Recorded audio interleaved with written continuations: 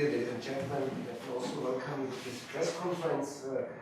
I have the pleasure to share with you some further developments in stroke. Stroke is a leading problem with millions of people affected in the European Union, both from the acute stage, but also, of course, from the consequences of stroke, rehabilitation problems, but also, of course, consequences in their daily lives and their activities. So stroke is certainly the second leading cause of cost, but also the value of treatment is high when we can, on one hand, prevent strokes, on the other hand, try to ameliorate the consequences of strokes. There are different types of strokes. The most progress we have made, as you may know, in ischemic stroke, where actually damage occurs from a disruption of blood flow to certain parts of the brain, mostly from occlusion of a blood vessel. The reasons for this occlusion are various. Now, certainly there is a large specialty organization, the stroke organization, that is dealing with stroke, and the EAN is joining with this society to foster the care of stroke throughout Europe in a similar manner and high quality, which is essential. The mainstay still is what you may know. We have talked in the board about several times. Certainly the application of a medication that serves to dissolve blood clots. So essentially you just have to rule out that it is a hemorrhage, because the other form of stroke, with the given neurologic deficit. Within 4.5 hours you may apply this medication, and what we have found out over the years is essentially the only mechanism that saves tissue is this reopening of the blood vessel.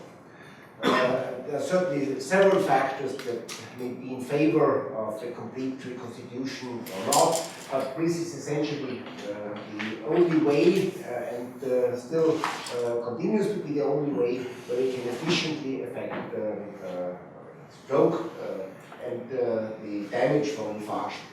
Now we have found out, and it has been seen, that large vessels that are occluded take quite a long time and sometimes cannot be reopened by this intravenous medication. And that's where the way, where the new way comes in, thrombectomy.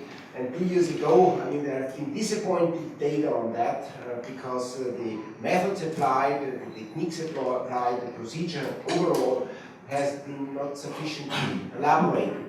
But over the past 2 years, then 5 and more studies have come up, which convincingly showed that when you add thrombectomy to IV thrombolysis or apply it in patients who cannot undergo this intravenous medication, you can save further patients from tissue destruction. And in comparison to non-thrombectomy, 30 to 40% of patients, overall a total of 60% of thrombectomy patients may be able to survive without significant deficits. What is the role now of the EAN together with other societies? It has been to combine the data, to discuss this data of the various studies, and to come up with recommendations what patients and how patients should be selected. This can be the first step, the paper that's already published and available to our colleagues. What is the next step is, of course, to define, and this is also accomplished, but has still to undergo publication, to show and tell colleagues how this should be done. This depends on how many patients you should serve, in what techniques should be applied, what kinds of thrombectomy devices should be devised, how the overall management should be done, etc., etc. Certainly, not everything is completely clear, but we also can outline there what still needs to be done, what information still needs to be collected. Along these lines, also here the Congress and the contributors to this Congress serve to increase our knowledge about parts of these procedures. They confirm, for example, these data from the Danish registry, more than 9,000 patients, that actually makes sense to centralize acute stroke treatment, not because just some hospitals should be allowed to do so, but because if you have some centralization, some reasonable centralization, you have, of course, more experience, and this experience helps to shorten the time and to reduce the time to intervention and leads to better outcome.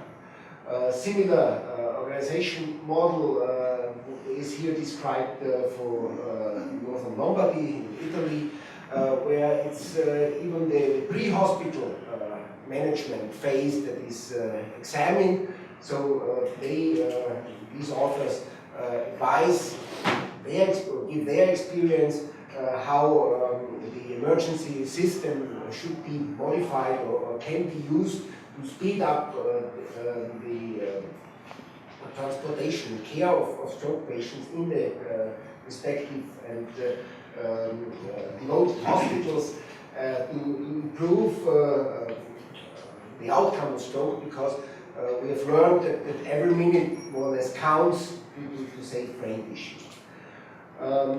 Two other studies that yet tackle another important issue is the long given controversy, what is better, to use CT or MRI.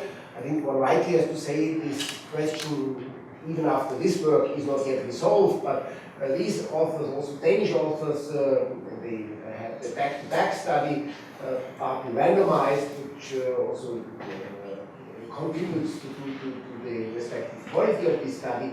They found for themselves that their colleagues, also MRI took longer, 7 minutes longer. Their colleagues were just more confident to select patients, and we have other data where this confidence in selection, but also the more stringent selection criteria, may help to better define those patients that really take advantage from the intervention. And they also advised how the time still can, even with MRI, still can be reduced, so that we are able to help profit from the payoff of the increased information by just limiting other parts on the way to the effective treatment. So overall, I think we are on an exciting road where we can offer now more help and better help. We shall have to try to, of course, be able to offer this new intervention not only in sophisticated countries and sophisticated places, but throughout all Europe. That will also be a major initiative of the EAN and the European Stroke Organization. And we certainly have to learn and to teach at what stages we can intervene to make this procedure the most useful for our patients. Thank you very much.